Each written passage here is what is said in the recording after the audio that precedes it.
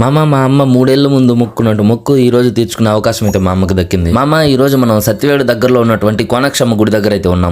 మా అమ్మ 3 ఏళ్ల ముందు నాకు హెల్త్ బాగాలేకుండా మొక్కు ఉంది, నాకు త్వరగా నయమైపోతే నీ దగ్గరకు వచ్చి కోడిపుంజు పొంగలు పెట్టుకుంటాను తల్లి అని చెప్పి ఇప్పటికే చాలా సార్లు ట్రై చేసాం కోడిపుంజు పొంగలు పెట్టుకోవడానికి కోనక్షమ్మ గుడి దగ్గర. ఏదో ఒక చిన్న ఆటంకాల వల్ల అయితే కుదరలేదు. ఫైనల్ గా మనకి ఇప్పుడు అన్ని కుదిరి మనం అయితే కోడిపుంజు పొంగలు అయితే పెట్టుకుంటున్నాము కోనక్షమ్మకి.